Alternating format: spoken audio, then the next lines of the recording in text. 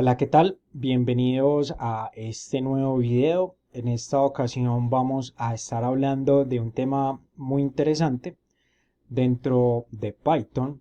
Se trata de las tuplas y los ciclos. Esto es parte fundamental de todo lo que estamos viendo dentro de Python. Así que comenzamos. Las tuplas es una estructura de datos en Python que nos permite guardar diferentes piezas de datos en ella.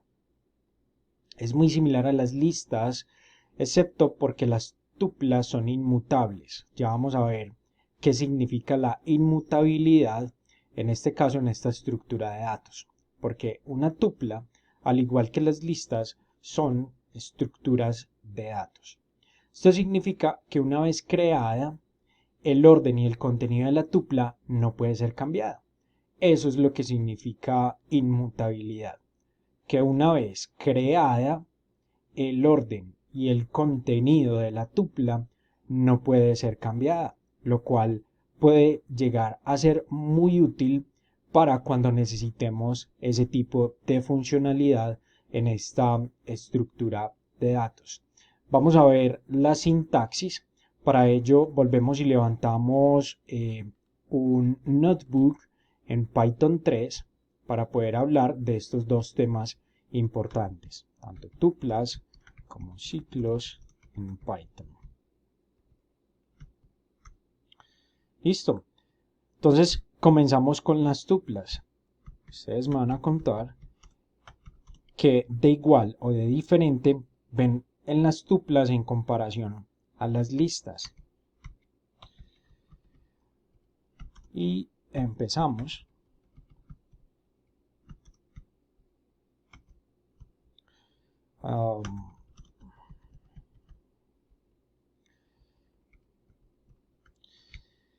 Como pueden ver, en este caso las tuplas son muy parecidas a las listas en el hecho de que son contenedores de elementos. Si ustedes ven, en esta tupla no estamos iniciando y cerrando con corchetes, sino que lo estamos haciendo por medio de paréntesis. Entonces esa es la primera diferencia con respecto a la sintaxis. Si ustedes ven esta sintaxis asignada probablemente a una variable, se van a dar cuenta de que están tratando con las tuplas.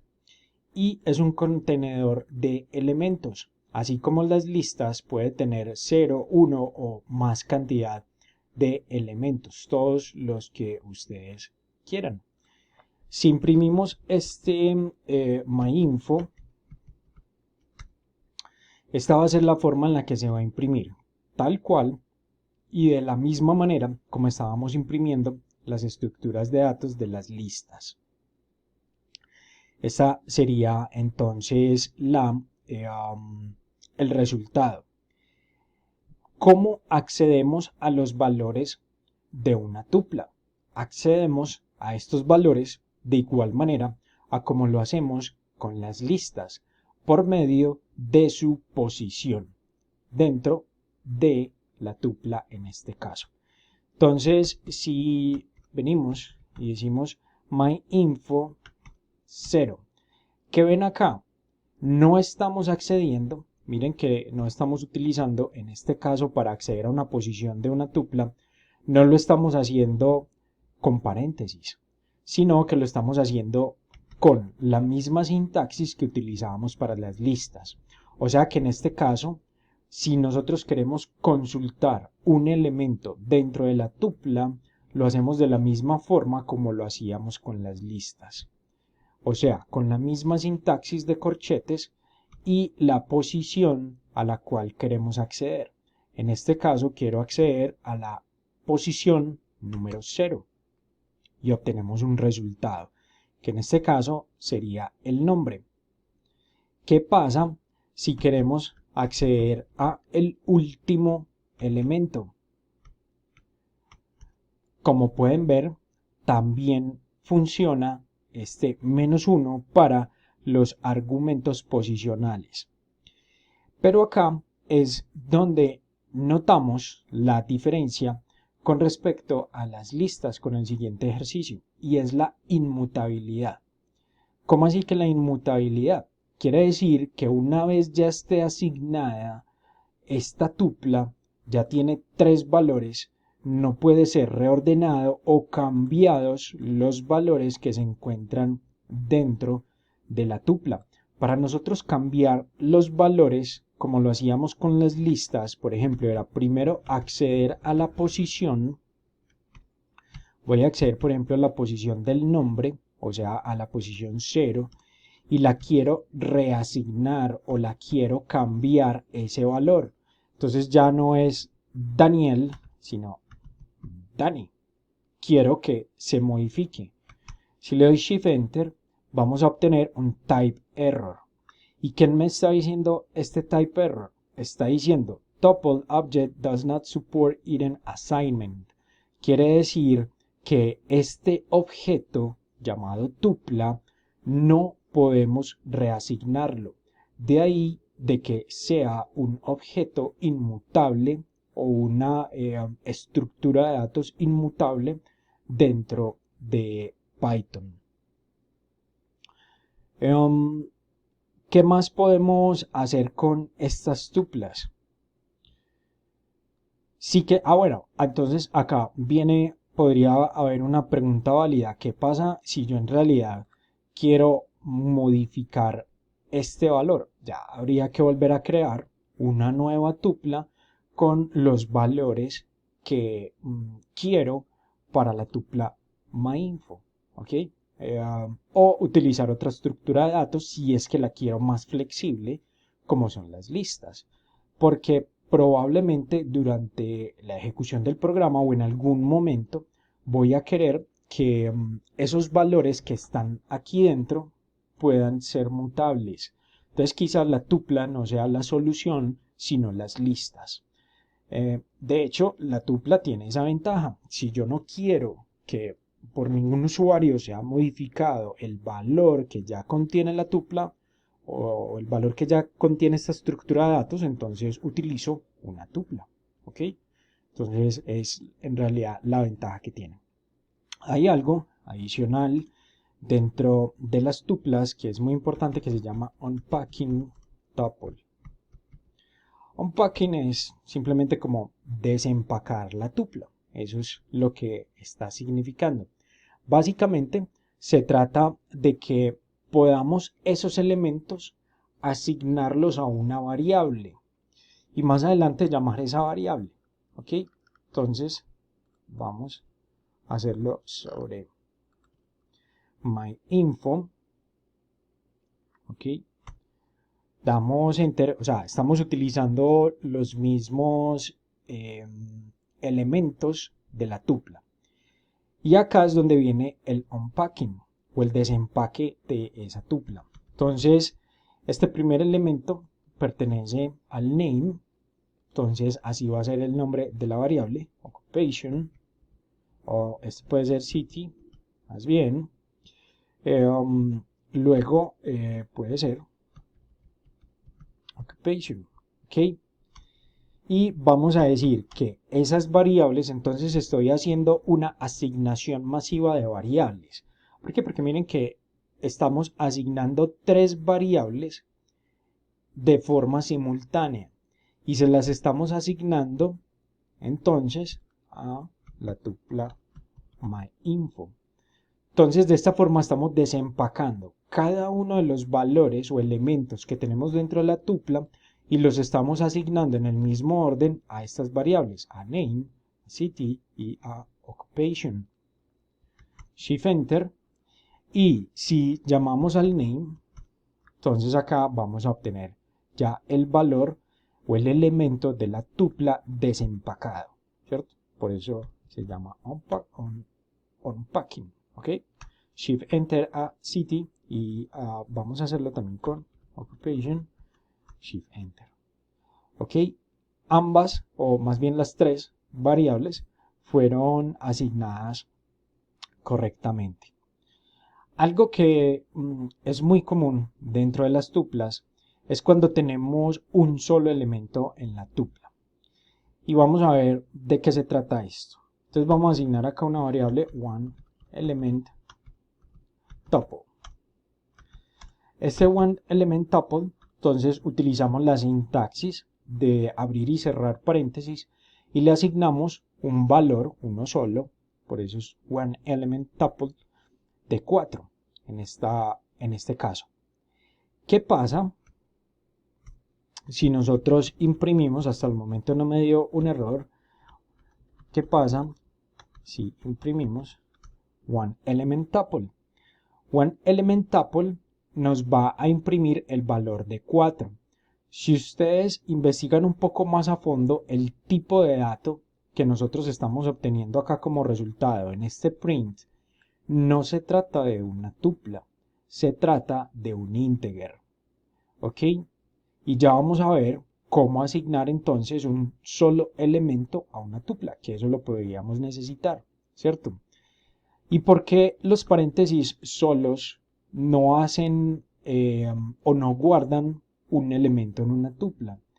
Porque la sintaxis de paréntesis se utiliza es para hacer operaciones matemáticas dentro de Python, como podría ser, por decir algo, 4 más 2. Si imprimimos esto, va a ser una operación matemática. Entonces, esto es por la sintaxis, porque estamos utilizando sintaxis de abrir y cerrar paréntesis. Entonces, los creadores del lenguaje dijeron, ok, esto nos puede generar un error si un usuario o un programador quiere guardar un solo elemento en una tupla. ¿Cómo lo solucionamos? Entonces, la solución que encontraron fue simplemente cada uno de los elementos está separado por una coma, así como también eran las listas o los elementos dentro de una lista, los elementos dentro de una tupla están separados por coma. Listo.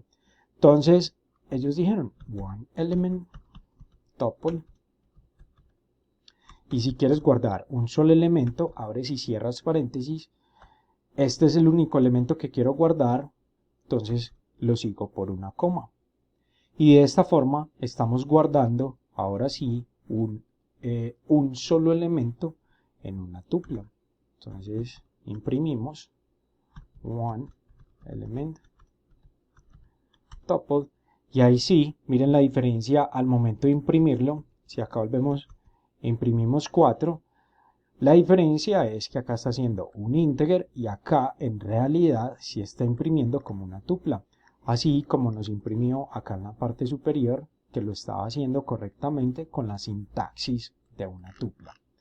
Entonces hay que tener acá esta precaución cuando queremos guardar un solo elemento en una tupla.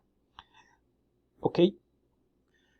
Ahora vamos a continuar con los ciclos en Python. Vamos a ver dos ciclos, el ciclo for y el ciclo while.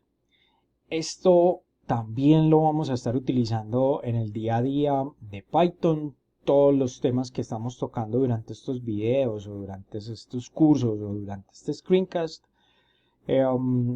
son elementos prácticos del lenguaje, por lo cual es algo que vamos a estar tocando en el día a día. ¿Ok? Entonces vamos con los ciclos. Los ciclos básicamente es la forma que nosotros o en la forma en la que nosotros podemos evitar el estar repitiendo código muchas veces. Y vamos a ver acá un ejemplo. .red, que serían como las razas de perros, ¿cierto? Y vamos a volver otra vez a las listas. Ok, hasta el momento este es el tema de las tuplas. Esto es lo más importante que nos interesa por ahora de las tuplas, cómo declararlas, cómo acceder a las tuplas, saber el tema de la inmutabilidad y cómo desempacarlas. Bueno, lo que ya vimos hasta el momento. Por eso continuamos entonces adelante. Entonces con este ciclo lo que vamos a hacer es asignar una lista entonces de valores. Acá vamos a decir French Bulldog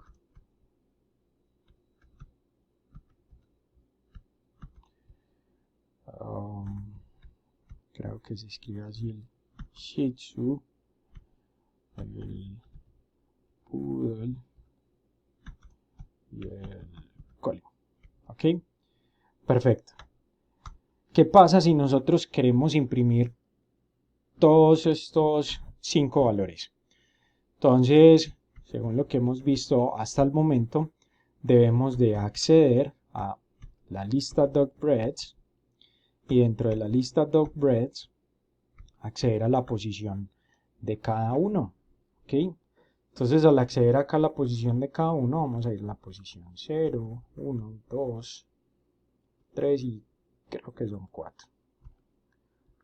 2, 3 y 4. Ahí está. ¿Ok?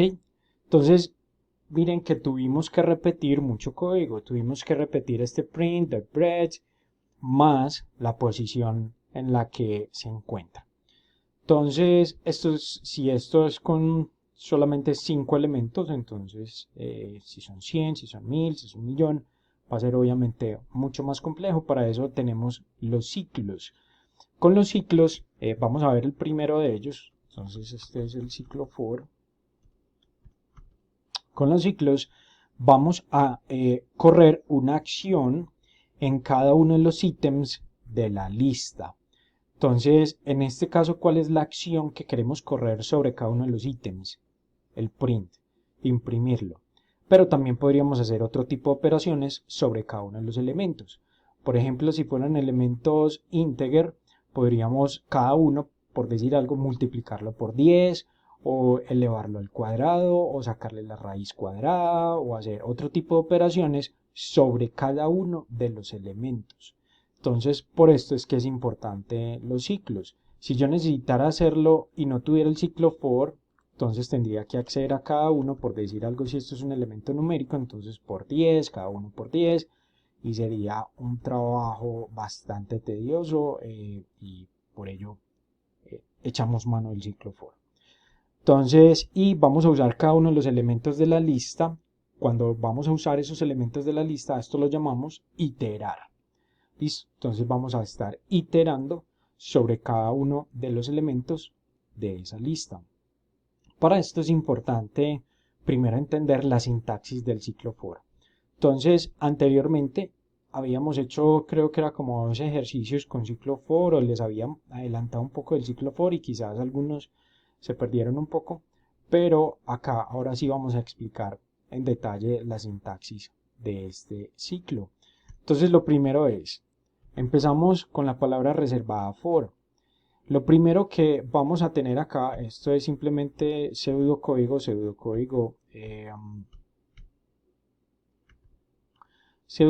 es simplemente para, es un texto explicativo de lo que queremos hacer. Entonces, palabra reservada for, y acá vamos a guardar una variable temporal. In es otra palabra reservada, y acá vamos a tener la variable list. 2 puntos. Vamos a explicar cada uno. Y acá tenemos la acción. ¿Ok? Entonces, la variable temporal. La variable temporal puede ser llamada como el programador quiera. Y no tiene que estar definida con anticipación. ¿Listo? Entonces, esto es muy importante. Variable temporal. Cualquier nombre.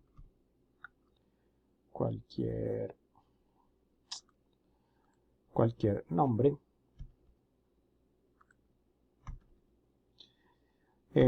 Y no tiene que estar definida con anticipación. Perfecto, esto es lo que es la variable temporal. Ahora, la variable list. Entonces la variable list va a ser igual a ¿qué? Recuerden que nosotros tenemos una lista sobre la cual queremos iterar.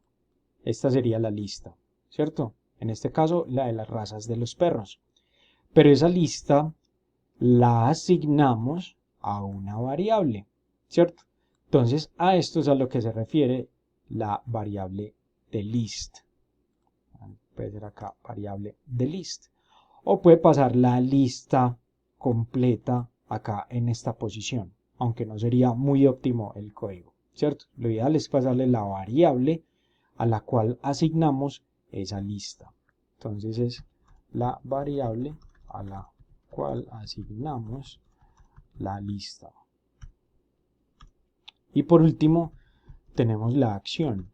Entonces la acción, como su propio nombre lo dice, es la acción que queremos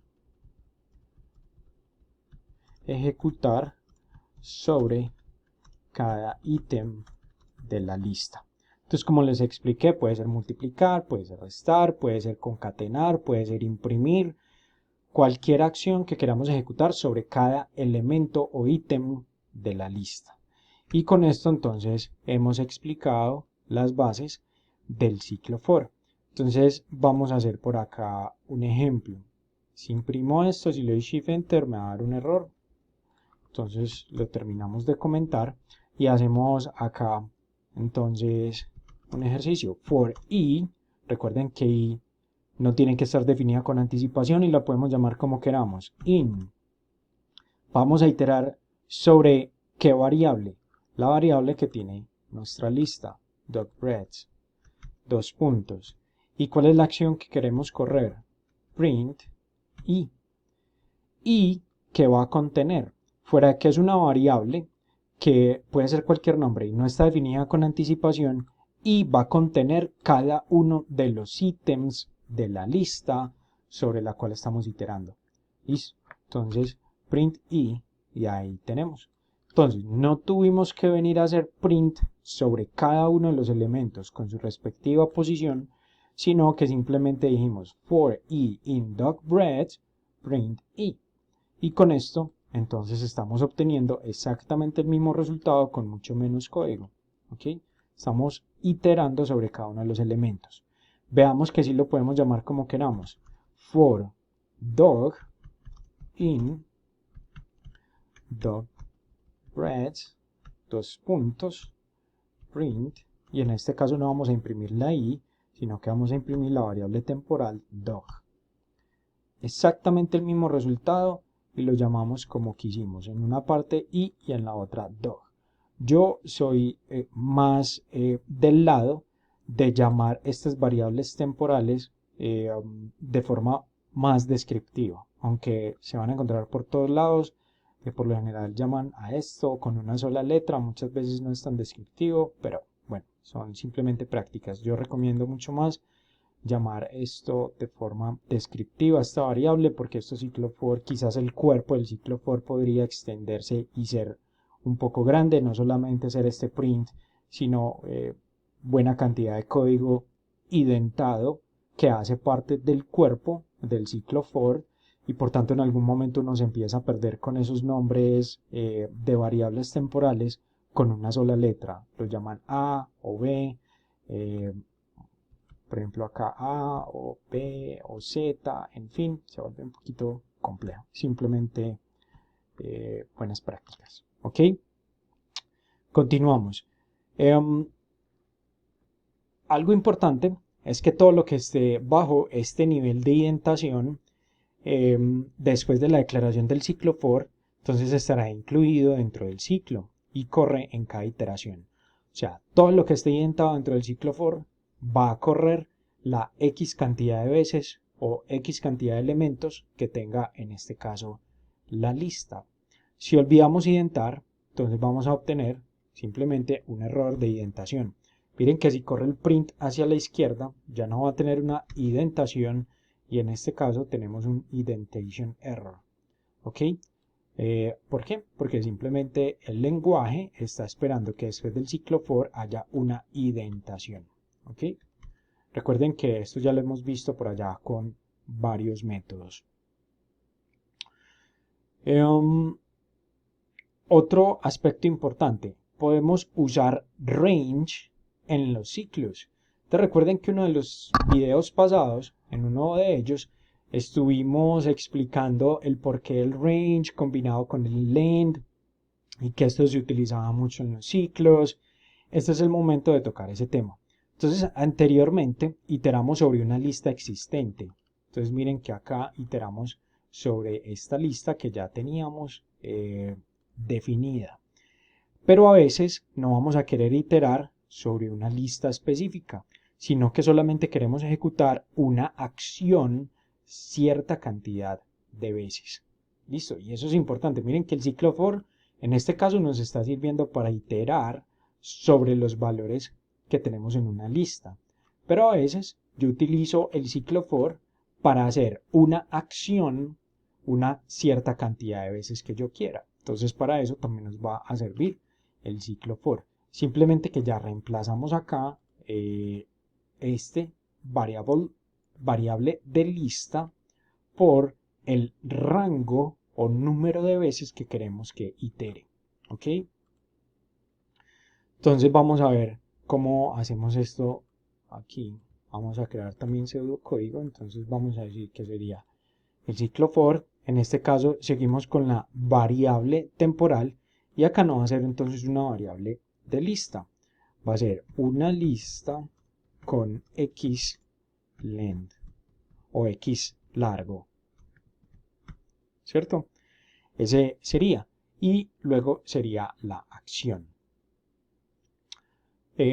Comentamos esto para que no nos dé un error y lo dejamos ahí para mayor claridad. Entonces vamos a hacer un ejemplo. For i in range 3. Listo. Entonces lo primero, vamos acá al range. Recuerden, el range, si recibe un solo parámetro, quiere decir que va desde 0 hasta este número menos 1. Eso es lo que es el range. ¿Ok? Entonces, ¿cuántas veces itera? Iteraría 3 veces. 0, 1 y 2. Esos son 3 veces. ¿Ok? Y esto es una variable temporal. Recuerden que la llamamos como queramos. 2 puntos. Y vamos a imprimir, por ejemplo, por acá, warning, por decir algo. Y ahí está. Imprimió 3 veces la palabra warning. ¿Por qué? Porque quería que se ejecutara una cierta cantidad de veces una acción. Miren que acá no le estamos pasando una lista que ya está predefinida o predeterminada. Estamos simplemente creando un rango de valores que van de 0 a 3 menos 1. ¿Ok? Otro tema importante. Ciclos infinitos. ¿Qué pasa con la siguiente lista? Vamos a hacer esta lista. My favorite numbers. Entonces vamos a poner cualquier cantidad de números acá. No importa cuáles sean. En fin. Listo. Esta sería entonces mi lista de números favoritos. Vamos a iterar sobre esa lista. For number in my favorite numbers. Acá me faltó la B. Y vamos a hacer lo siguiente. Recuerden que dentro del bloque del ciclo for o dentro de la indentación o el cuerpo del ciclo for, todos serían sinónimos, yo puedo hacer una acción, cualquier acción. En este caso vamos a hacer un append, punto, append, y a ese append vamos a anexarle un valor. Entonces miren lo que estamos haciendo acá.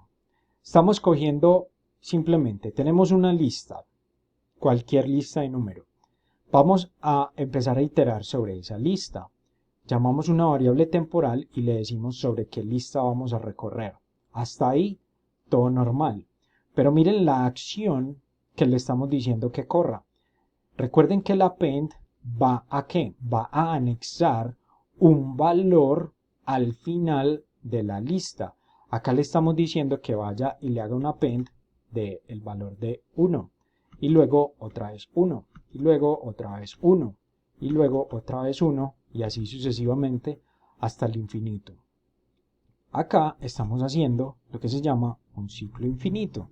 ¿Por qué? Porque no le estamos diciendo explícitamente un punto en el que ese ciclo para. Él va a quedar ahí adentro, siempre anexándole 1, 1, 1, 1, 1, hasta que nosotros cortemos ese ciclo. ¿Cierto? ¿Con qué? Con control C. Por ahora no lo hagamos, no lo corramos.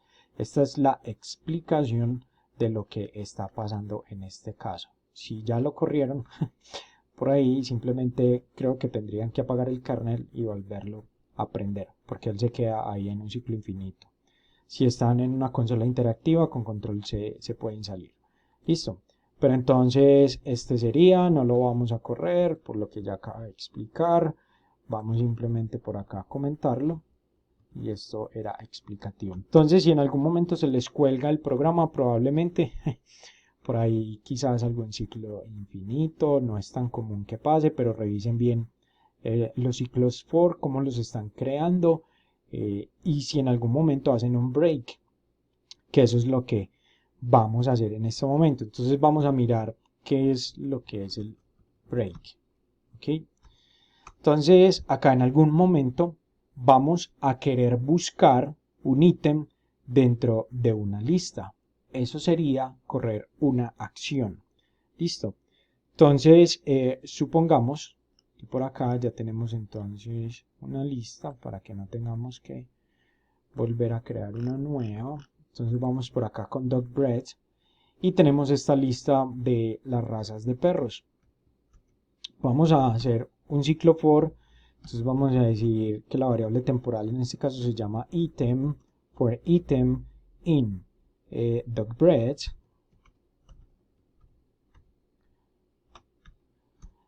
Y en este caso vamos entonces a querer buscar un elemento dentro de esa lista. Y para esto hacemos entonces una sentencia if. If ya lo vimos en algunos de los videos anteriores sobre las cláusulas if o condicionales. Ahí van a poder encontrar entonces la información. If item es igual ¿a qué? Vamos a decir a dálmata. Entonces, si es igual a dálmata, miren que acá entonces ya concatenamos dos métodos, el ciclo for y el statement if. Listo. Dentro de este ejemplo vamos a imprimir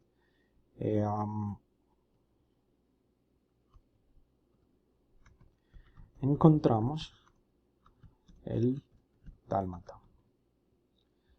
Ok, estaba perdido, entonces acá lo encontramos. Listo. Entonces acá, ¿qué fue y qué hizo? Entonces, fue a la lista DocBread y empezó a correr una acción. Si el ítem es igual a dálmata, entonces va a imprimir encontramos el dálmata. Pero ustedes se preguntarán, ¿y qué hay de raro acá? Porque no es visible, no es perceptible cuál es el error o no error, sino más qué está pasando por debajo cuando corremos este código. Entonces, en este código, el programa va por cada ítem o cada uno de los valores que están dentro de esta lista y busca un match, que en este caso el match sería dálmata. Pero una vez lo encuentra, no hay necesidad de seguir recorriendo la lista. O sea que si él llega acá, a este punto, ya no hay necesidad de que siga corriendo esta otra lista porque ya encontró la posición o más bien el elemento dálmata. En este caso son solamente 5 elementos, pero si necesitamos correr un ciclo for sobre 1.000.000 de elementos, entonces vamos a tener un problema de performance o de rendimiento. ¿Y cómo podemos solucionar esto? Entonces se puede salir del código una vez encuentra el ítem con la sentencia break. ¿Por qué? Porque es que en estos momentos está recorriendo todo. No le estamos diciendo que pare o que salga una vez encuentra el ítem. Una vez lo encuentra, perfecto, print, pero sigue haciendo el recorrido. ¿Listo? Entonces, para que tengamos en cuenta ese detalle. Como les dije, no es perceptible, son solo 5 elementos, pero seguro se van a dar cuenta si son muchos más. Entonces, como podemos refactorizar un poco esto, o qué le podemos añadir. Entonces, para que nos demos cuenta qué está pasando, vamos a añadir por acá un print. Entonces, acá es donde empieza nuestro ciclo. Checking the items, perdón. Listo. Entonces, acá estamos chequeando los ítems. Empieza el ciclo for, ¿cierto? Entonces, acá en el ciclo for vamos a imprimir ¿qué? El ítem, ¿ok? Y vamos a ejecutarlo así para que miremos qué es lo que está pasando. Mírenlo acá. Entonces, checking items. Entonces, acá empieza nuestro ciclo for. Se va al primer elemento, French Bulldog. Se va al segundo, Dálmata. Ah, perfecto. Cumple con el if statement. Entonces, dice, print, encontramos el Dálmata. Pero él sigue recorriendo los demás elementos, Shih Tzu, Poodle y Collie. Y esto es lo que queremos evitar. Entonces, ¿cómo lo evitamos? Después del print, perdón, cuando encontramos acá el ítem, acá le decimos que se salga. Break. ¿Ok? Lo hacemos de esta forma. Y el print, como de acá se sale inmediatamente, el print lo tiramos acá al final. Listo, fuera del ciclo for. Lo sacamos del ciclo for el print, ¿ok? O lo podemos también tener aquí adentro, no hay ningún problema. Ahí está. Listo. Pero miren lo que pasó. Acá está diciendo checking items, ¿cierto? Antes del ciclo for. Con el for empieza a iterar. Primero French Bulldog. Luego entra acá, perfecto, encontramos el dálmata y luego termina con el dálmata. Listo, entonces, ¿qué pasa si lo sacamos de acá? Sí, él sigue haciendo esto. Ah, acá sí está correcto. Entonces miren lo que acá está, French Bulldog, dálmata y ahí sí encontramos el dálmata. ¿Por qué? Porque este print lo tenemos que sacar del ciclo for para que imprima de forma correcta. Recuerden que él va de arriba hacia abajo. Listo. Entonces, aquí está el break. Luego, tenemos el continuo. Listo. Entonces, ¿qué podemos hacer con el continuo? Cuando estamos iterando sobre una lista, podríamos querer saltarnos algunos valores o items o ítems. Podemos usar continue para movernos al siguiente ítem de la lista. Entonces, al contrario del break, lo que hace en este caso es simplemente continuar la ejecución del ciclo, si nos queremos entonces saltar algún valor. Entonces vamos a hacer acá un ejemplo, big number list. Y vamos a poner varios valores, unos positivos, otros por acá negativos.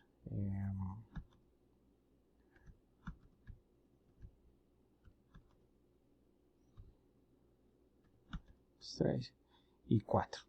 ¿Ok? Entonces tenemos acá esta lista. Entonces vamos a recorrerla. For i in big number list, dos puntos. Si i es menor a 0, continue. Y decimos print i. ¿Ok? ¿Qué hicimos acá? Entonces, tenemos la variable temporal llamada i. Vamos a estar recorriendo la lista big number list. Y tenemos una sentencia if. ¿Qué nos está diciendo el if?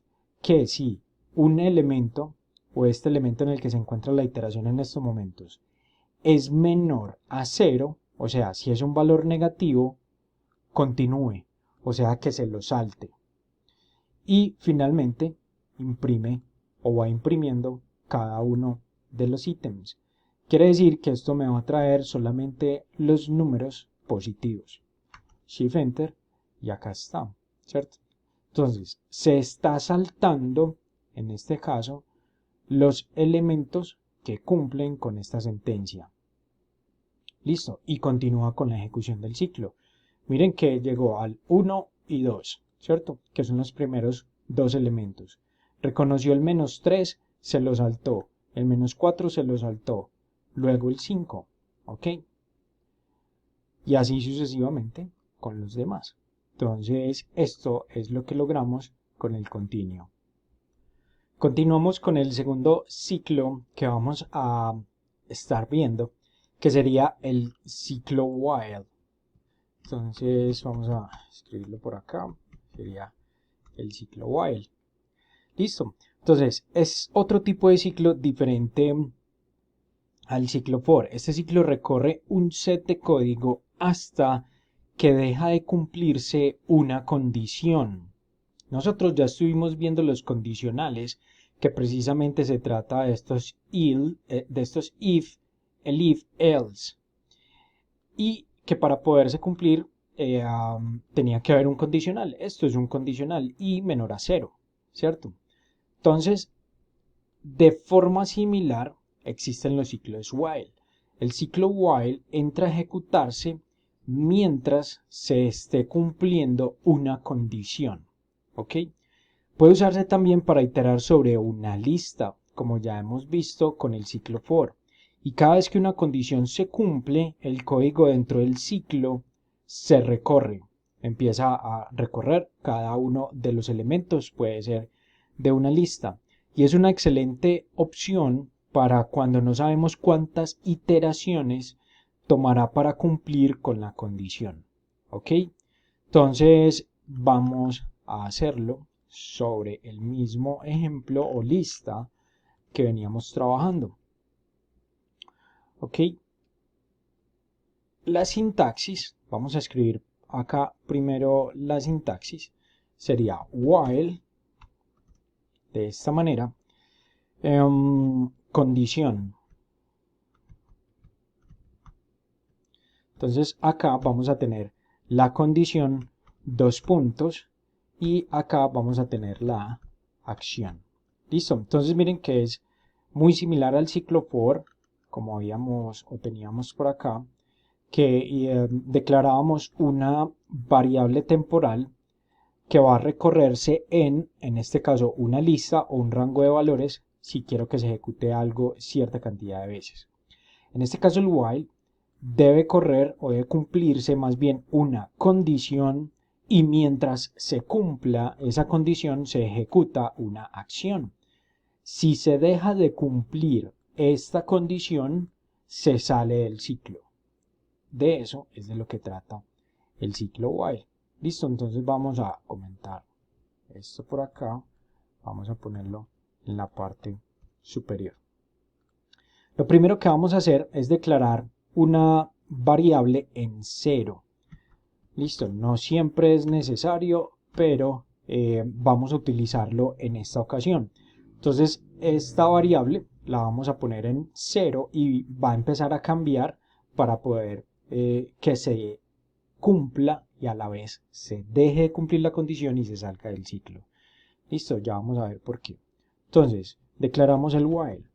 Mientras index sea menor a len dog breads, esa es la condición que se debe cumplir para ejecutar una acción. Entonces miremos en detalle cuál es la condición. Toda esta parte de acá es la condición. Miren que es lo que estamos declarando aquí en esta parte, ¿cierto? Entonces, ¿cuál es la condición? Index. ¿Index qué es? Es una variable. ¿Y qué valor tiene en este momento? Tiene el valor de 0. Entonces, mientras index sea menor que ¿qué? Que sea menor que el len de dogbreads. Listo. ¿Y cuál es el len de dogbreads? Es el número de ítems. 1, 2, 3, 4, 5. Listo. Entonces, si index es menor que el len de dogbreads, va a ejecutar una acción. ¿Y qué es esa acción? En este caso, simplemente va a ser un print .breadth y vamos a imprimir, en este caso, el index. ¿Listo? O sea, la posición. Y vamos a decir que esto es muy importante para que no se quede en un ciclo infinito, porque o si no, index va a ser siempre 0. Esto es muy importante lo que voy a hacer acá. Miren que hasta acá todo perfecto. Index vale 0. 0 es menor que el length de .breadth. Sí, porque length .breadth, ¿cuánto es? Es 5, ¿cierto? Ya lo vimos. Viene e imprime .breadth index, o sea, en la posición 0. Vuelve otra vez y recorre el ciclo. Se sigue cumpliendo la condición. Sí, porque index sigue siendo 0 y siempre va a ser 0, por tanto se va a quedar en un ciclo infinito. Para ello, tenemos entonces que aumentar el valor de index. En este caso lo vamos a hacer en 1. Index más igual 1. Recuerden esta sintaxis abreviada para poder sumar un valor, en este caso a la variable index que ya teníamos. ¿Listo? Ahora sí, Shift Enter, y ahí está. Recorrimos la misma lista, ya en este caso no en un ciclo for, sino en un ciclo while. Para algunos podría ser un poco más complejo el ciclo while. Va a tener mucho sentido más adelante cuando empecemos a hacer otra clase de ejercicios. Para iterar en este caso una lista es mucho más sencillo hacerlo con un ciclo for, como lo acabamos de ver, pero acá estamos viendo la sintaxis del ciclo while y cómo podemos ir ejecutando este ciclo en nuestros programas. ¿Listo? Entonces, muy importante haber declarado el index que inicializaba en 0. A esto lo llamamos también una variable inicializadora. ¿Listo? Hacemos entonces la condición o la comparación en este caso. Ejecutamos una acción y luego aumentamos esa variable contadora en 1. ¿Listo? Y ahí tenemos entonces nuestro ciclo while. Otro tema importante para ir finalizando es los ciclos nesteados. Nesteados quiere decir uno tras de otro. ¿Qué pasa si tenemos una lista que contiene múltiples listas? Miren que acá tenemos una lista sencilla. No tenemos arrays o listas de 2 dimensiones. Tenemos una lista de una sola dimensión. ¿Qué pasa si tenemos listas de más dimensiones? ¿Cómo hacemos la iteración? Para eso tenemos que hacer ciclos nesteados, o sea, un ciclo dentro de otro ciclo. ¿Ok? ¿Cómo lo podemos hacer? Vamos a hacer por acá un ejemplo, entonces Project Teams. Acá en Project Teams, entonces vamos a hacer esto de forma manual. Estos son los nombres de las personas que hacen parte entonces de cada uno de los proyectos. Ahí tenemos entonces la primera lista dentro de la lista mayor. La segunda lista sería estos valores. Este solamente tiene 2 team members y este tiene también 2 team members. Entonces miren que tenemos una lista de listas, ¿ok? Se preguntarán ustedes, ¿cómo iteramos sobre cada uno de estos valores? A ver, por acá tengo un error de sintaxis, ya lo vi, es este. Listo. Perfecto. Entonces, ¿cómo iteramos sobre esta lista? Entonces usamos un ciclo nesteado. Entonces vamos a usar un ciclo for. Entonces, for team in project teams. Listo. Vamos a ver qué nos imprime primero este team. ¿Qué nos está imprimiendo? Entonces, si ven, está imprimiendo cada una de las listas. Entonces, imprimió la lista de la posición 0. Listo, entonces sería Ava, Samantha y James o James. ¿Listo? luego la segunda lista y luego la tercera lista, o que se encuentra en la posición 2. ¿Ok? Pero nosotros resulta que queremos es imprimir los nombres de cada uno de los integrantes del equipo. No queremos que nos imprima como una lista. ¿Qué debemos hacer? Debemos hacer un ciclo for nesteado. ¿Listo? Entonces para esto vamos a hacer otro ciclo for acá interno. Entonces vamos a llamar que es un student en realidad. ¿Listo? Entonces miren que student sigue siendo nuestra variable temporal, pero en este caso debe iterar sobre cada una de estas listas que estaba dentro de la lista padre. Entonces, ¿en quién debe iterar? Debe iterar en teams, mire que, o en team más bien en singular. Team es el que ya en estos momentos contiene cada una de las listas. Entonces acá le decimos in team, ¿ok? Y ahora que imprimimos, ya no imprimimos team, sino que imprimimos student. Y ahí está, ¿ok? Entonces hicimos un ciclo for nesteado o un for dentro de un for para poder acceder a los valores o ítems de cada una de esas listas que se encuentran en una lista superior, ¿ok? Eso es lo que llamamos ciclos nesteados. Por acá vamos a dejar un ejemplo o más bien unos ejercicios al final de nuestros slides. Pueden acceder aquí en esta parte y este es el ejercicio. Entonces tomémosle un screenshot o pueden acceder a él en el slide. Recuerden que los slides los pueden descargar y tenemos la siguiente lista. Entonces tenemos sales data, define una variable llamada, itere sobre la lista, en fin. Esto es un reto para ustedes, ya es para que lo hagan por su propia cuenta. Y en el siguiente slide está la solución. Por favor, no lo miren, traten de hacerlo por su propia cuenta. Listo, que esa es finalmente la idea de todos estos videos.